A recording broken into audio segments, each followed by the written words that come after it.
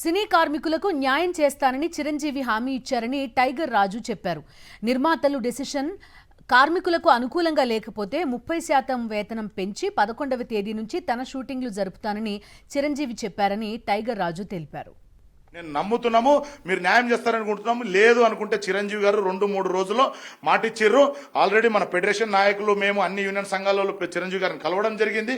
చిరంజీవి గారు ఒకటే చెప్పారు, ప్రొడ్యూసర్ల వర్షన్ ఏందనేది నేను పిలిచి విన్నా, వాళ్ళ మాటల్లో తెలుసుకున్నా. మీ కార్మికులది కూడా నేను విన్నాను అనుకో, ఇమీడియట్లీ న్యాయం చేయాలి. కాబట్టి 2 రోజులు టైం ఇస్తున్న వాళ్ళకు ప్రొడ్యూసర్లకు వాళ్ళు ఏ డిసిజన్ తీసుకుంటారో దానికి తర్వాత నా దగ్గరికి వస్తే ఇమీడియట్లీ నేను ఫైనల్ చేస్తా. ఒకవేళ రాంగ్ డిసిజన్ తీసుకున్నా నేను 30% వేజెస్ పెంచి 11th నుంచి నా షూటింగ్ నేను పెట్టుకుంటా.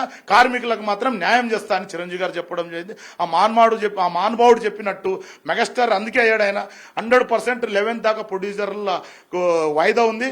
ప్రొడ్యూసర్కి నా టైం దాకా వాళ్ళు చిరంజీవి గారికి ఇంటిమేషన్ ఇవ్వకపోయినా, మా కార్మికులకు వేతనాలు పెంచకపోయినా చిరంజీవి గారు ఇమ్మీడియట్లీ 30% వేజెస్ పెంచి 11th నుంచి షూటింగ్ చేసుకుంటారు సార్.